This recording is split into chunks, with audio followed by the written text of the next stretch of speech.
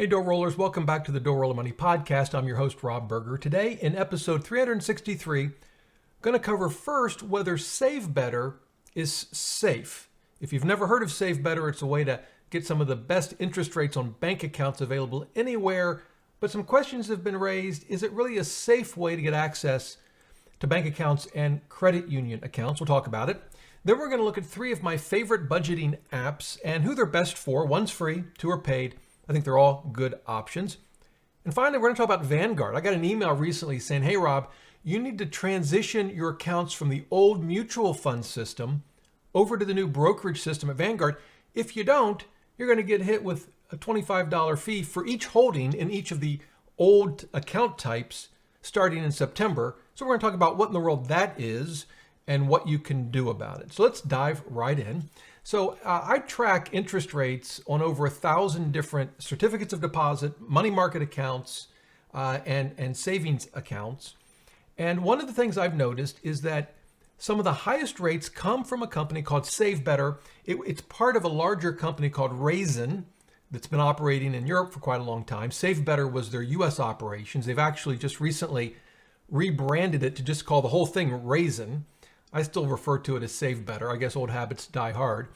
But the idea with SaveBetter was it's not a bank, but you can open up an account with them and through SaveBetter get access to dozens of FDIC insured banks and dozens of NCUA insured credit unions. So you can sort of pick and choose based on their interest rates. You might open up a savings account at one bank, a CD at a credit union, maybe a money market account at another bank. And if rates change and you like the rates better at some other option, you can pull your money out and put it in the other bank, all without opening new accounts. You can just do it all through SaveBetter.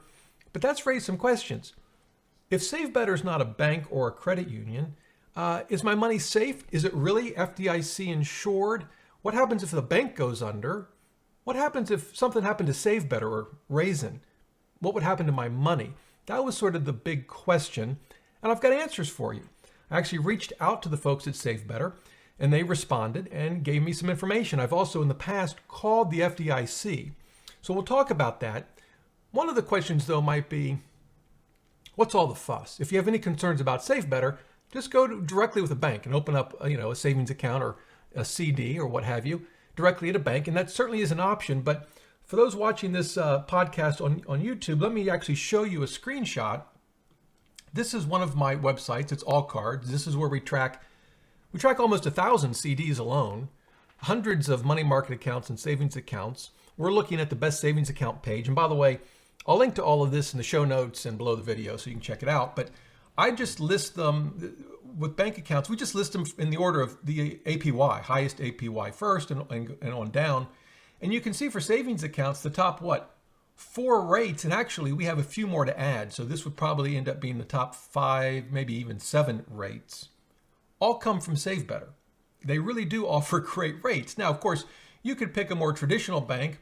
One of the ones I like is CIT Bank down here. It's 4.95% versus say 5.1 or even 5.12% for some at SaveBetter. Maybe not a huge deal.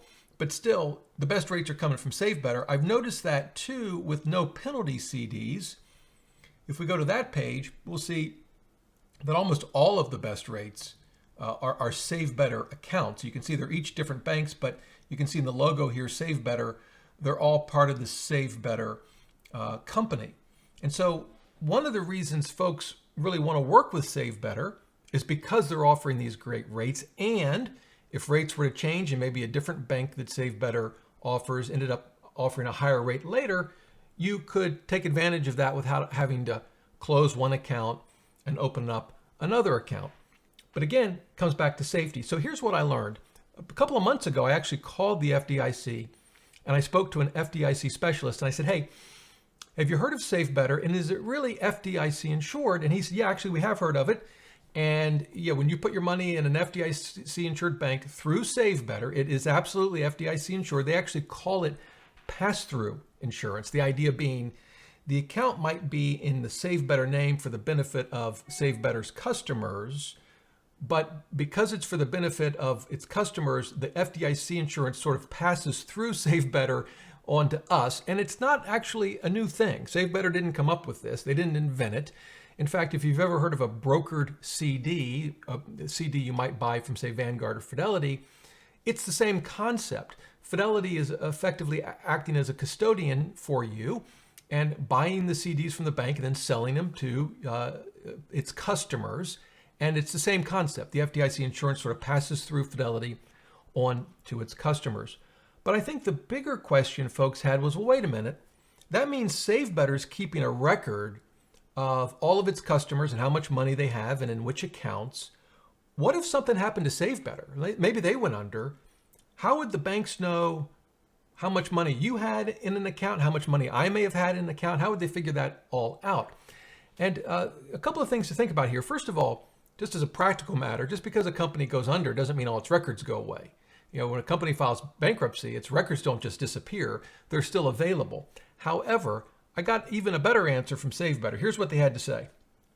They said, the question was, what is the process if SaveBetter were to go under? And here's what they said. Because SaveBetter is not a bank, your money is always handled by a federally insured financial institution. Now, let me stop there. That's important to understand. When you deposit money through SaveBetter, SaveBetter never holds it. It goes from whatever, say, checking account you've linked, it goes to a sort of intermediate bank that's FDIC insured as sort of their service bank. And from there goes to whichever bank or credit union you've chosen where you want your money to go for whatever account type. So the money is never handled by SaveBetter. They go on. In the unlikely event that SaveBetter goes out of business, our FDIC-insured custodial bank would simply return any funds you have deposited at financial institutions on our platform to your externally linked bank account. And this is the important point. Our custodial bank keeps records of all funds held in our platform for added security. So in other words, it's not just SaveBetter keeping all of these records. According to the email I received from them, their custodial bank keeps all those records as well. So I'm personally comfortable with SaveBetter. I don't have money with them at the moment. I have in the past. But of course, you know, if you're not comfortable, I think it's important to keep your cash where you're comfortable. If that's at a SaveBetter account because of the interest rates, so be it. If it's directly with a bank, well, that's fine too. But from what I can tell, SaveBetter seems to be certainly a reasonable option among many. So there you go. I know I got a lot of emails about that. I wanted to cover it. So that is SaveBetter. Again, I'll leave links to the pages from allcards.com that lists bank accounts and CDs. And again, it doesn't list just SaveBetter. As I mentioned, we cover over almost 1,000 CDs. What is the number now? How many CDs do we cover? I can tell you. It was almost 1,000. 964. So you can check that out. Pick whatever makes the most sense for you. Some in that list, by the way, are advertisers of the site, including SaveBetter. Most of them are not, but we just list them in the order of the APY, whether they're an advertiser or not. All right. I want to talk about 3 budgeting tools. I like all of them. I've used them all, and they serve different purposes, and I think can help you achieve different things.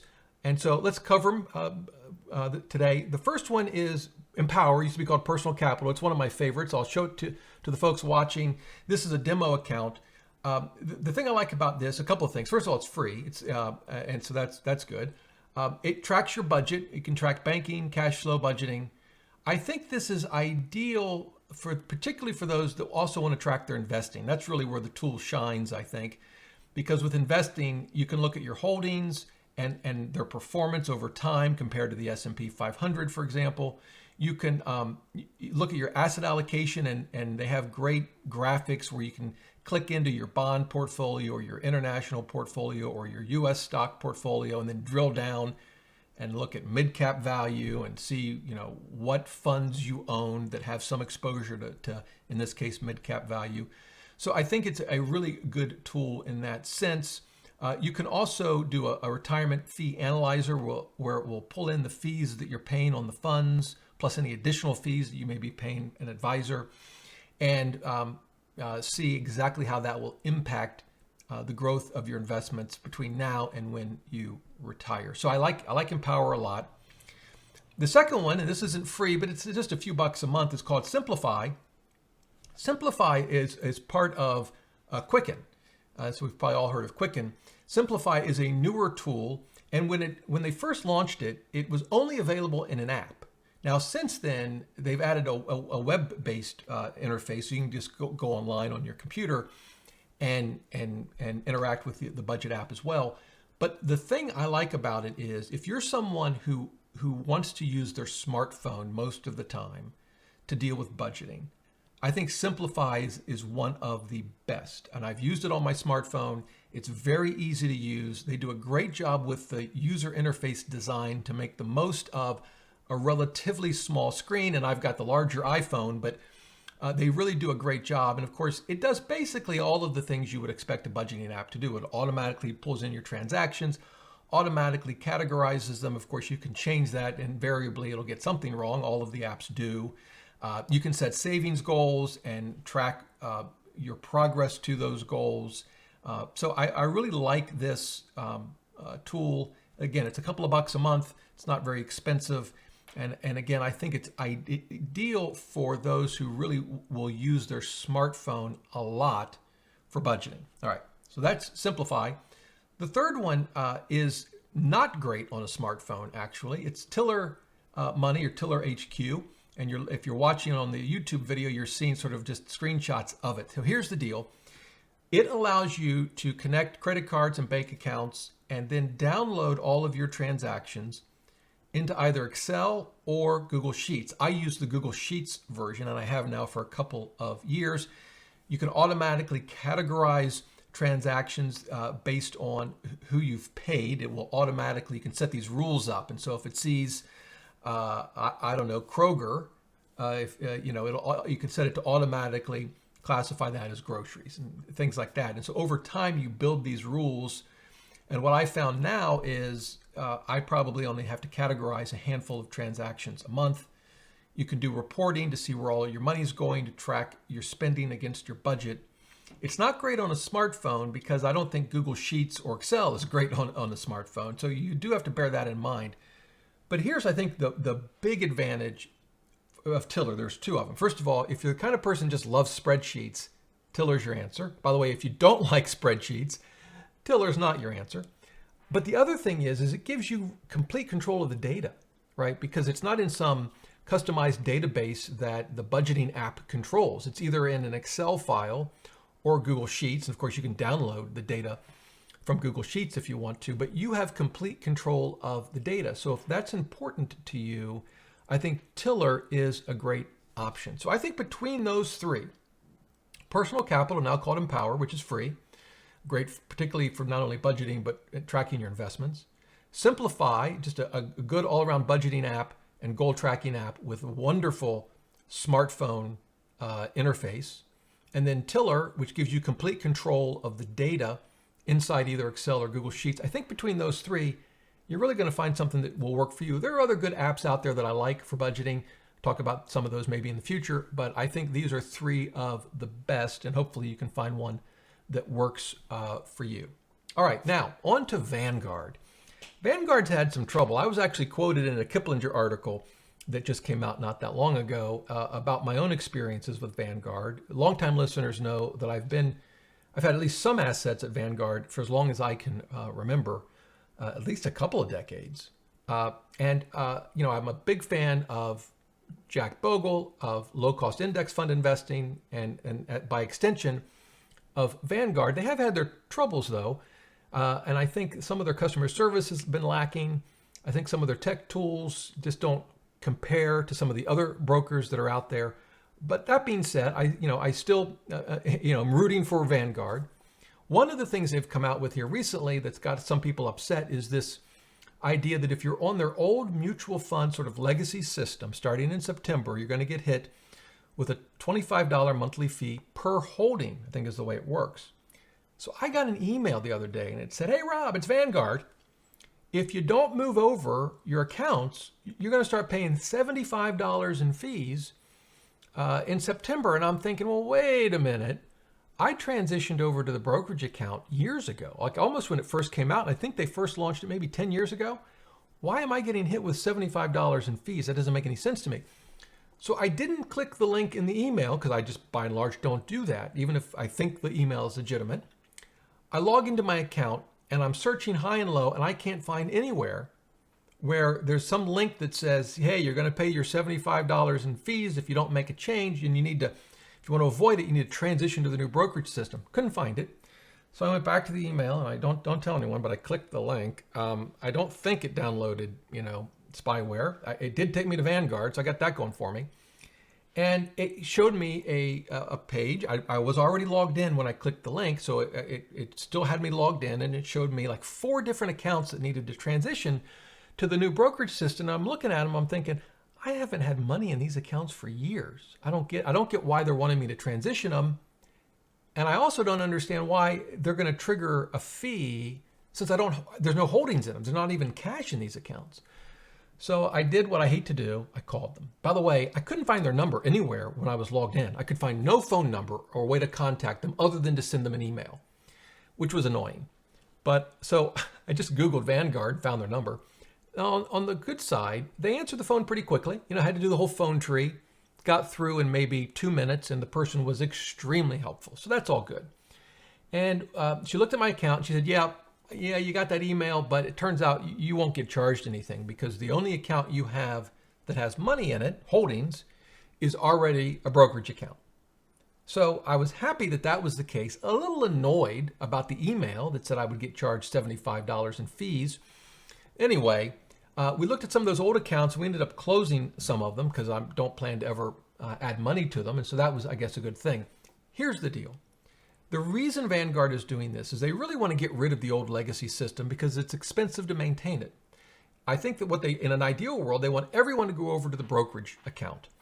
Now, you can transition. It is very simple. It's just a few minutes. You fill out a few things online and click a button, and the rest sort of takes care of itself. They say, and I have no reason to doubt this, that it's not a taxable event because you're not selling your holdings. They're going sort of in kind from just one type of account at Vanguard over to a brokerage account. So it's not a taxable event, they say, and I have no reason to doubt that. And if you own mutual funds, which I do, as opposed to say an ETF, you can still own mutual funds in the brokerage account. That's not a problem. So if you're just prefer mutual funds over ETFs, that shouldn't cause you an issue. So I can't see any downside to transitioning. Certainly I can tell you that, as I mentioned, I moved over to the brokerage account years ago. I haven't experienced, if I've experienced any negative consequences, I'm unaware of them. I can't think of any negative consequence from using the brokerage account. And in this case, now that they're adding this fee, I avoid the $25 per holding per month fee that I would otherwise encounter. So that's the deal.